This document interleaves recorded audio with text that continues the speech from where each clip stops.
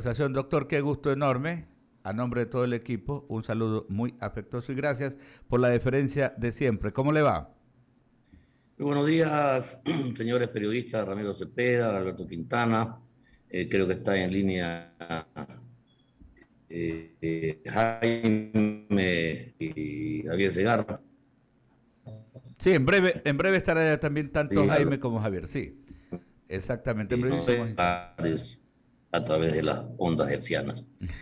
No le escuché bien por si acaso, no llegaba bien la señal de la intervención que hizo Ramiro y la que hizo usted, Alberto, de tal Sí. manera que si hicieron alguna pregunta sería bueno que la repitan. No, básicamente era el saludo inicial, ¿no? Más bien dándole Ah, la, perfecto. dándole la bienvenida. Oye, y antes de meternos al tema de las reformas a la Ley Orgánica de Educación Superior, antes de aquello, su lectura, por favor, porque la humanidad, y no solamente acá en Latinoamérica, no exclusivamente en el Ecuador, pero algo hay que hacer con el sistema educativo en general, ¿no? Luego de haber pasado 2 años de pandemia, hay una derivación terrible. Incluso veía por ahí algún informe, no he tenido la oportunidad de verlo ya a la minucia, lo vi de manera general, un informe de la UNICEF que denota muchísimas problemas derivados de la COVID-19. Entonces la pregunta, doctor, es, ¿qué hacer como Estado y también como sociedad para justamente hacer algunos correctivos, algunas modificaciones, cambios, desde lo público y desde lo privado? 8:35. A ver.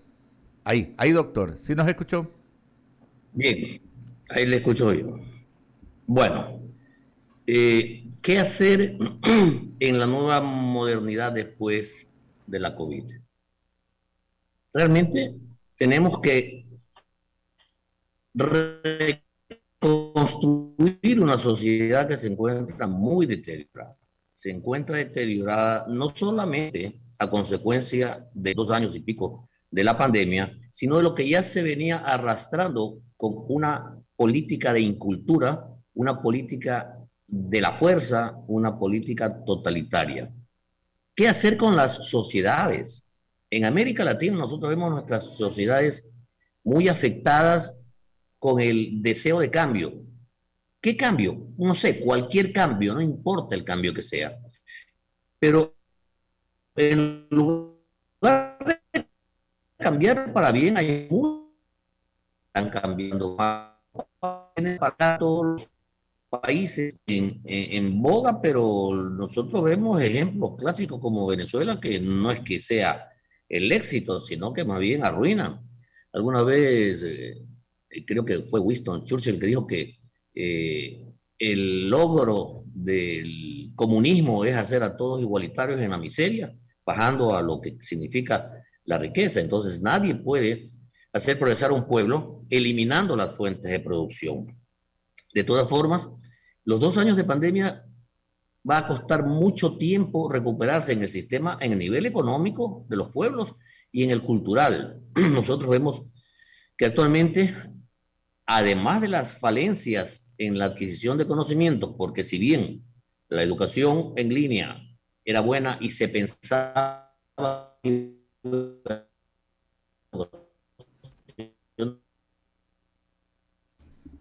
8:37. A ver, vamos a tratar de restablecer el contacto. Tenemos una dificultad ya más bien técnica con la conexión. Nos está atendiendo el ex ministro de Educación Pública de nuestro país, el doctor Roberto Pazley Baquerizo. Mientras restablecemos el contacto, saludamos ya a Jaime Velázquez Ewes, que justamente ya se incorpora pues a esta mañana, a esta jornada del diálogo, hoy miércoles. ¿Cómo estás, Jaime? Mi querido Alberto, Ramiro y a todos los radioescuchas, muy buenos días. La verdad es que placer estar con ustedes en esta mañana tan esplendorosa. Placer es nuestro, mi querido Jaime. También darle la bienvenida a Lucía Jaramillo, que se integra desde este instante a la mesa de diálogo. Lucía, muy buenos días. Hola Ramiro, hola Alberto, mi querido Jaime, ¿Cómo le así va? es, empezamos pues Su este querido día Jaime. miércoles, mitad de semana cargada de mucha información y los venía escuchando pues desde el camino, muy interesante lo que decían con el tema del panorama político y es que estamos cada vez más cerca de las seccionales, pero ya tenemos a nuestro Sí. entrevistado, Alberto. Estamos restableciendo el contacto con el doctor Roberto Paz Leiva Querizo. A ver, doctor, ahora sí, ahí lo tenemos nuevamente. Que el problema post-pandemia es redefinir la sociedad. Y en todos los aspectos, en el aspecto político, en el aspecto educativo, en el aspecto de salud, en el aspecto del servicio público. Porque ese voluntariado del servicio público que es para servir al público, muchos mal lo entienden y van a servirse del público. Todo el mundo quiere llegar al servicio público para hacerse rico y millonario la noche a la mañana. Y ese es el concepto que venimos arrastrando de décadas de una mala formación que nos induce a una cultura de la viveza, la cultura de la zapada, la cultura que yo soy bacán y que yo quiero, voy a este puesto. El sueldo no es mucho, pero ahí hay grandes ingresos. Entonces, eso es lo que se tiene que desterrar. Y eso se puede hacer teniendo hogares que formen a sus chicos, porque la ética, la moral, la cívica, los buenos modales se los dan en los hogares. En las escuelas, a partir de los 3, 4 años que ingresan, los maestros son ayudantes de los padres de familia en la formación de sus hijos, pero no sirve de nada si 8 horas al día educan a los chicos, llegan a la casa y todo lo que aprendieron en valores y principios lo tiran por la borda. Entonces, sí, la educación es el pilar fundamental para el progreso de los pueblos. Pero tenemos los malos ejemplos en las sociedades cuando los gobernantes ponen en pugna a las clases sociales con el viejo cuento de que el rico le roba al pobre y que el pobre tiene que vengarse y pedir la redistribución de riqueza. Eso es lo que envenena la mente y nosotros vemos una gran pugna, no entre el que tiene y no tiene, no entre el que sabe y no sabe, porque ahora se generaliza trabajar menos, ganar más y pedir al Estado que le den todo. Esa iniciativa propia, esa autodeterminación, esa independencia en el trabajo se ha perdido. La mayoría de estudiantes universitarios van a coger su título para encontrar un trabajo en el Estado. Y en el Estado ya no hay cama para tanta gente. Fíjese ahora en los 10 puntos de la plataforma de lucha de los pueblos ancestrales dirigidos por 4 o 5 vivos. ¿Cuántos puntos eran? 10, ¿no? Ya van como 80. Porque en cada punto lo desmenuzan y sacan 10 puntos. Y todos son exigencias al Estado, exigencias al Estado. ¿De dónde va a sacar plata el Estado? Sí, es necesario reconocer que el campo estuvo olvidado por mucho tiempo, por décadas. Es necesario reconocer que hay que invertir en obra social. Sí, señor, hagámoslo. Pero ¿de dónde va a sacar plata el Estado? Denle también fuente de financiamiento. Una de las fuentes de financiamiento sería, bueno, señores, vamos a dar educación intercultural bilingüe de 3 millones. Vamos a los hilos, pásalos a propiedad de ellos. Esto de aquí, vamos a mantener un esquema como el plan Marshall que se hizo después de la Segunda Guerra. Hagámoslo. ¿De dónde sacamos la plata? Bueno, vamos a aperturar licitaciones para 5 pozos petroleros y vamos a licitar 4 minas de esas reservas grandiosas que tenemos en la cordillera. Y eso, lo que produzca eso lo vamos a dedicar totalmente a obras sociales con auditorías nacionales y extranjeras. Y toda esta explotación minera que se lo haga con todas las técnicas modernas para no envenenar el ambiente. Ah, no, eso no. No a la minería. ¿Por qué? Envenena el medio ambiente. Envenenaba cuando recién iniciaba y envenenan lo que ellos auspician, la minería informal. Esos son los que envenenan el medio ambiente. Pero si viene una gran compañía a explotar con la última técnica petrolera, la última técnica minera para que no haya el envenenamiento en las fuentes de agua, en los recursos hídricos. Se puede hacer y allí vamos a tener el financiamiento para todas esas obras que piden. Claro, pero no, para quieren más plata, pero no le dan la oportunidad de sacar más plata a través de la minería, que es la única fuente que en este momento vamos a tener para solventar todos estos gastos. Correcto. No se les vaya a ocurrir cargarle más impuestos al pueblo, por favor. El pueblo no aguanta más impuestos. Claro, necesitamos otras fuentes de financiamiento. Delineada la cancha, permítame que Ramiro Cepeda precisamente tiene, porque ha sido muy interesante escuchar de alguien que ha sido pues históricamente educador, más allá de haber ocupado la Secretaría de Estado en el campo de educación, pues usted toda la vida ha estado vinculado al sector de la educación y ha sido muy oportuno poder escuchar esto. Pero ahora sí nos metemos lleno en el tema de las reformas a la Ley Orgánica de Educación Superior, la famosa LOES, Ramiro. Roberto, buenos días, gusto en saludarte. ¿Qué tal? Buenos días, Ramiro. A ver, veamos, las reformas a la ley terminan siendo una necesidad de cambio que hay que hacer, porque yo creo, y ya lo hemos discutido algunas veces contigo, Roberto, en estos micrófonos, de que la educación ya está desenfocada en su forma de presentarse. Y desarrollo un momento lo que te digo. El conocimiento está en todas las plataformas que quieras. O sea, ya no hay necesidad, por lo menos a priori, del libro, de la biblioteca, de esto, porque todo está al alcance de un clic en tu computador. Lo que se necesita es formación, porque lo que el acceso a toda esta información de una manera inescrupulosa, sin los códigos éticos, sin aquella sapiencia que se necesita para ordenar el correcto pensar, demandan de un formador y no necesariamente de un profesor. ¿Podemos estar de acuerdo en el inicio en este concepto, Roberto, o podemos desarrollarlo? Totalmente de acuerdo. Hace un momento decía que si bien la modernidad nos ha llevado a la educación online, está demostrado que es como una computadora que alimenta de conocimiento, que tú puedes abrir cualquier página web y ahí está el conocimiento. Pero lo que no va a poder suplir la computadora es la formación integral que tiene que darse al estudiante. Una formación integral, íntegra e integradora. Integral porque tiene que ver todos los aspectos. Íntegra porque tienes que crear con valores, con principios, con ética, con moral al estudiante. E integradora para poder vivir en una colectividad con paz, solucionando los conflictos. Y eso solamente se lo hace el formador. Esos formadores son los maestros que parten desde educación inicial, escuela, colegio y continúan en la universidad.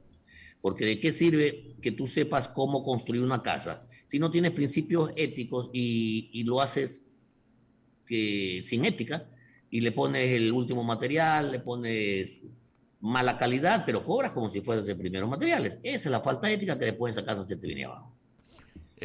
Roberto, ¿cómo llegar a la formación inicial? Y vamos del preescolar ya por un tema sencillo. O sea, yo siempre he dicho que, y lo vi en algún jardín de infantes aquí al principio, que había un lugar donde los niños tenían su carro y aprendían las leyes de tránsito, a parar y todo. O sea, hay cosas que hay que aprender que por elementales resultan absurdas de enseñar en un momento, porque no son ni tan elementales ni tan absurdas, como el no orinarse en la calle, como el no escupir en la calle, como el no andar fumando en un lugar cerrado y abierto para el que fume y al que no le guste fumar. Cosas por el estilo, Roberto, que me resultan casi impresentable decirlas, pero que son absolutamente ciertas por su ausencia. Totalmente de acuerdo, Ramiro. Tú eres una persona que conoce mucho el sistema educativo. Nosotros tenemos que empezar a formar al niño. Ya los actuales viejos trataremos de corregirle, pero va a ser imposible porque ellos están mal formados en la política de la zapada, que cuando vas a la cola quieres entrar primero sin hacer la cola. Si vas a hacer algo, te dan un sueldo de más, te lo guardas rapidito que no veas. Entonces, eso es lo que tenemos que hacer, culturizando a un pueblo a través de las políticas generales de Estado. No es que yo hago este programa de televisión que es vulgar, lleno de obscenidades y malas palabras, porque al pueblo le gusta. No, señores. Tenemos que culturizar y dar programas para que el pueblo cambie su forma de ser.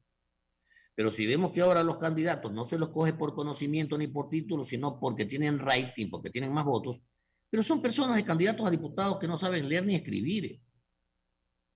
Los requisitos para ser diputado son ser ecuatoriano, no estar impedido el ejercicio de su ciudadanía y algo más.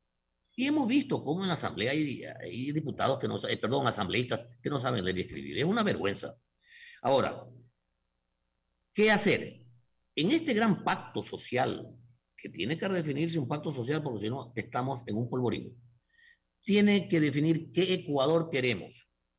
Y para llegar a ese Ecuador tenemos que ver qué tipo de ciudadanos necesitamos para llegar a ese Ecuador. Pero también tenemos que ver quiénes son los que van a formar esos ciudadanos. Porque lamentablemente, en las últimas décadas, no siquiera años, las últimas décadas, todo el mundo que iba a pedir trabajo a cualquier empleado público, cualquier ministerio, iba con su carpetita, deme un trabajo, aunque sea de profesor. Y ese aunque sea de profesor ha puesto al magisterio en la última rueda del coche. Hay que rescatar al magisterio, dándoles salarios buenos de acuerdo a sus capacidades. El último aumento salarial sin financiamiento, el Estado debería encontrar la fuente de financiamiento ahora porque ya hubo estas resoluciones de Corte Constitucional. Y ahí está por la solución lo que yo propongo, señores, saquen a licitación con acuerdo nacional con todos los sectores, unos 5 pozos petroleros que solamente sirvan toda la producción para salud, para bienestar social. Bienestar social es diferente al seguro social, por favor, no se confunda, porque desde la época Correa tiraron la gran rueda de molino que el seguro social es el bienestar social del Estado, y eso no es verdad.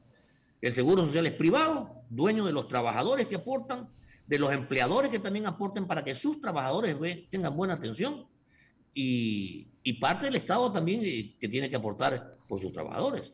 En todo caso, tenemos que redefinir el perfil del maestro. No es aquel que va con su carpetita, que le den un puesto solo al maestro, y cuando habla digan, suben arriba, salgan afuera, bajen abajo, haiga, y anden mal vestidos, malas costumbres, incluso hasta usan sustancias prohibidas, ¿no? Eso no puede ser un maestro, pero los hay, y hay bastantes. Eso también tenemos que redefinir, hay que hacer una reingeniería total del sistema, para el bien del maestro, para el bien de la sociedad, para el bien de los jóvenes que están educando. Por favor, no estoy hablando mal del maestro, estoy hablando de las excepciones que perjudican al magisterio, que es otra cosa. Sí, le voy a pasar a Lucía Jaramillo, pero antes por curiosidad académica nomás le digo que ya permiten decir subir arriba, entrar adentro y bajar abajo según la Real Academia. Les paso a Lucía, cosa con la que no estoy de acuerdo, pero así sucede, Lucía. Me disculpa, yo no estoy de acuerdo y así lo diga la Real Academia, no lo voy a emplear. Eso como ciudadanas o ciudadanos, niños y niñas, que también es algo Estamos de acuerdo. Era para ponerle un toque de segmento cultural a esto, Lucía. Claro que sí. ¿Cómo le va, doctor Pazley? Lucía Jaramillo le saluda, 8 de la mañana con 52 minutos. Y es que justamente, doctor Pazley, el sector de la educación ajusta este plan de estudios para incluir los contenidos de cívica y ética. Recordemos que, por lo menos en mis tiempos, cuando yo estudiaba en el colegio, en la escuela, a mí me daban este tipo de materias hasta que después salió de la malla curricular, y hoy en día pues uno de los planes del Ministerio de Educación es volver a incluir estas materias tan importantes y que a mí me servía sobre todo en el tema cultural, porque más que sumar nuevas materias, el horario de clases, el Ministerio de Educación justamente plantea fortalecer el currículo escolar con contenidos sobre ciudadanía, derechos y anticorrupción. Es decir, además se va a incluir el tema de anticorrupción. Esta propuesta, pues, doctor Pazley, se va a enmarcar en la Estrategia Nacional Anticorrupción presentada semanas atrás por el gobierno. ¿Qué nos puede decir respecto a este tema? ¿Qué piensa usted sobre la inclusión de estas nuevas materias en la malla curricular? Plenamente de acuerdo. Pero dése cuenta de lo sesgado que ya va desde de los títulos. Ciudadanía, derechos y anticorrupción. Así es. ¿Entendemos bien? Pero el derecho solito, pongan pues derechos y obligaciones. Porque en la actualidad los irreverentes progres dicen que los derechos son de los ciudadanos, que las obligaciones son del Estado. Y eso me pasó a mí hace 3 años en una reunión que tuve. Yo me levanté y me retiré lamentablemente porque yo estaba más perdido que nada, porque no es posible que solamente exijan derechos y no exijan las obligaciones. El derecho, o mejor dicho, la obligación es la contrapartida del derecho. Si yo voy a tener un derecho, necesito cumplir estas obligaciones. Bien. En todo caso, estoy plenamente de acuerdo. Siempre he dicho, lo dije al inicio y lo vuelvo a repetir, es necesario formar al individuo. Ramiro dijo que ahora los conocimientos están en la red, verdad es. Pero hay que enseñarlo a pensar. Pensamiento crítico, razonamiento lógico, razonamiento numérico. Hay que enseñarle a expresarse en forma escrita, en oraciones de sentido compuesto, oraciones gramaticales. Hay que enseñarle a hablar. En la actualidad, bueno, hace mucho tiempo se inventaron las pruebas objetivas que son unir las rayas, eso le quita las atribuciones del desarrollo del pensamiento del estudiante. Yo siempre que ponía exámenes decía, en oración de sentido compuesto, en 10 líneas, hasta le tenía que poner el número de líneas que me escriban para que desarrollen el pensamiento. O si no le contestan, sí, no, claro, ok, sí, no, y hasta mal escrito. En todo caso, plenamente de acuerdo, tenemos que volver. Ahora, cívica, ética, doctor. Moral, hasta el manual de Carreño nos enseñaban antes, buenas costumbres. Tiene toda la razón. Jaime Velázquez con más preguntas. Sí, Roberto, ¿cómo le va? Un placer tenerlo por acá, a los tiempos que lo veo. Oiga, a ver, creo que efectivamente una de las cosas que siempre se ha criticado es que justamente los alumnos hoy en día, y lo decía Lucy hace un momento, han perdido, digamos, esa responsabilidad que tiene todo ciudadano. No tienen ética, no tienen civismo, no tienen, pues obviamente, los objetivos claros de lo que es vivir en una sociedad. Y lamentablemente eso es lo que estamos viviendo, sobre todo los padres de familia, que vemos en nuestros hijos, que por más que queremos inculcarles todas estas cosas que nos dieron a nosotros de pequeños, hoy en día es mucho más complicado. Sin embargo, vemos en la parte educacional, usted decía algo muy claro, que se necesita gente responsable, gente que tenga, saber hablar y un sinnúmero de requisitos que debe ser el profesor, ¿no? Entre ellos su presencia, su modo de actuar, etcétera, etcétera. Pero inclusive hace poco vimos una alza salarial y yo tengo una hija mía que es educadora de párvulos, está en un colegio privado y decía, a ver, ¿cómo es esto? O sea, las secciones o las categorías A, B, C, o sea que ahora me van a pagar a mí $2,000 porque ese era el mínimo que se está pagando en ese sectorial.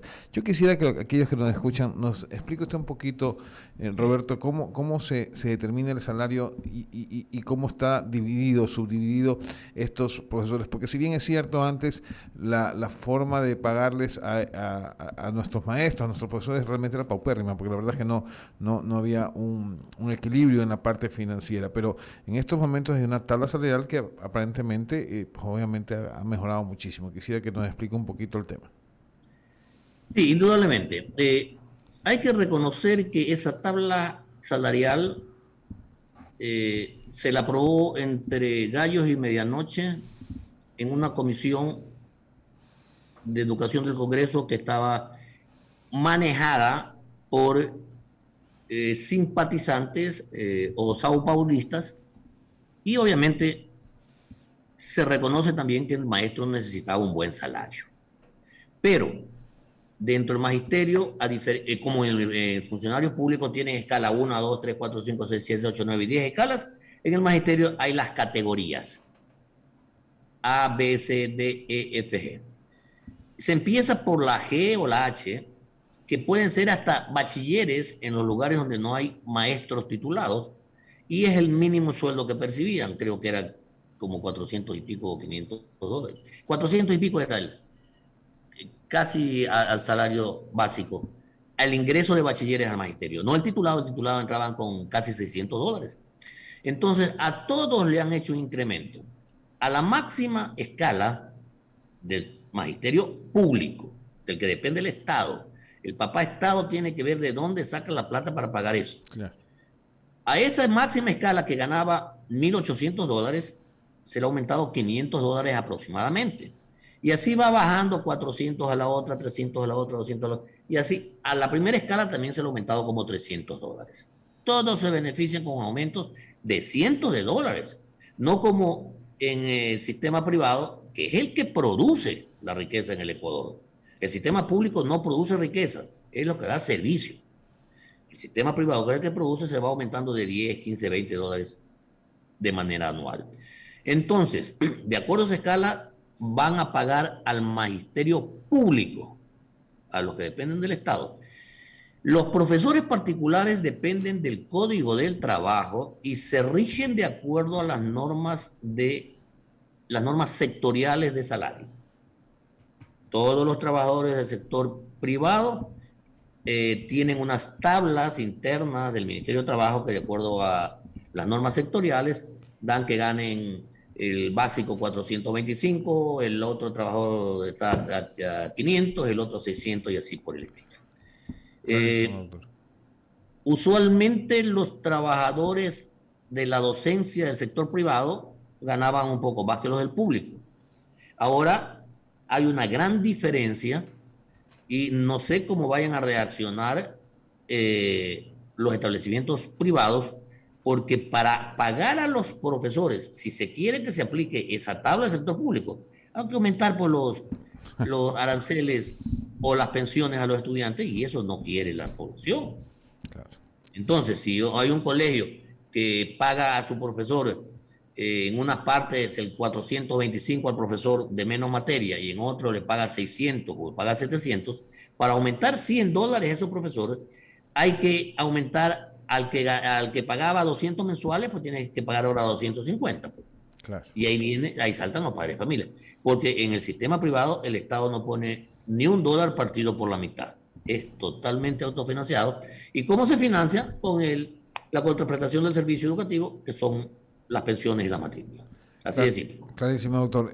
Lo otro que le iba a decir es, justamente las pensiones de los colegios están por las nubes. Es decir, hoy en día se pagan entre 600 y $700 por alumno. Y hay colegios privados donde efectivamente usted multiplica la cantidad de alumnos, o sea, sacando una media, ¿no?, de $600, y son 1.000 alumnos, son $600.000 mensuales que entran a la vena del colegio. Entonces, lo que no se explica muchas veces los padres de familias, no estamos recibiendo una educación tal cual la pensión. Sin embargo, hoy en día a los profesores no les pagan bien. ¿Por qué se da esta inequidad? Es que existe efectivamente por parte en el sector privado de los dueños de los colegios o fundaciones que son dueñas de los colegios en sacar la mayor rentabilidad pagándole mal a un profesor, o realmente es una práctica pues inusual que simplemente en el Ecuador se paga o no se reconoce el trabajo del profesor o maestro. No es tan así. ¿Cómo se fijan las pensiones en los colegios? No es que la fundación o los promotores del colegio privado se sientan y dicen, bueno, vamos a cobrar este año $200 y solamente vamos a gastar $100. No. Es la autoridad de educación, el Ministerio de Educación a través de los distritos, quienes aprueban el monto de la pensión. ¿Y cómo lo hacen? Aplican una fórmula. De acuerdo al número de estudiantes de los 3 últimos años, sacan una media y ven qué pensión se le va a aplicar. Pero para ver la pensión tienen que presentar la plantilla de profesores. ¿Cuántos profesores tienen? ¿Tienen 100 profesores ya? ¿Cuánto gastan en los profesores? $100.000 mensuales. Póngale que gastan 1.000. 100.000 profesores. Administrativos, ¿cuántos administrativos tienen? Tenemos 20 administrativos, tanto. ¿Cuánto ganan en mantenimiento? Tanto. ¿Cuánto pagan en luz? Tanto. ¿Cuánto pagan en agua? Tanto. Reposición de bancas, reposición de tableros, reposición de proyectores, reposiciones de reflectores, equipos deportivos, gimnasio. Entonces, todo eso de egresos anual debe tener un financiamiento con los ingresos, que son los únicos ingresos, las pensiones. Si tiene 100 estudiantes y gasta 100.000, obviamente 100.000 para 100 es 1.000 y cada estudiante va a pagar 1.000. Entonces, hay colegios cuyos costos de la educación son altos, porque son sistemas educativos de alta calidad. Uno de los rectores de Harvard decía que la educación de calidad es cara. pero más cara resulta la ignorancia de aquellos que no tienen acceso a esa educación de alta calidad. De tal manera que mientras el colegio tenga mayor estándar de calidad, con canchas deportivas, con piscinas, con proyectores, con aulas, con internet, etcétera, etcétera, es más el egreso que tiene el colegio. Y esto hace que el ingreso a través de la pensión sea más alto. Ahora, hay colegios, usted dice 700, 800 son caras. Sí, señor. Hay otros de 1000 y hay de 1200 también en Quito. Pero si el padre de familia no está de acuerdo, simple, pues coja a su hijo y llévese al otro colegio que pueda pagar. Así de simple. A nadie le obligan a estar en tal colegio. Pero cada colegio tiene su oferta y el padre de familia dice, si yo gano $1000, yo tengo para poner un colegio que me cobra $100 por mí. Ok, póngale un de 100, pues no lo lleve el que le paga de 700. O de no, el Estado tiene obligación constitucional de proporcionar educación de calidad y gratuita a todos los ciudadanos. Clarísimo, doctor. Muy amable. Incluso hasta la universidad. Sí. Y por si acaso, nos debíamos bastante de la LOES y su reforma. Yo escribí un artículo referente a la ley de comunicación que salió un parto de los montes. Eso tienen que vetarla totalmente. Agradecerle, doctor. Muchísimas gracias. El doctor Roberto Paz Leiva, ex ministro de Educación Pública. Que tenga un excelente día. Ok, gracias. Buenos días. Son las 9.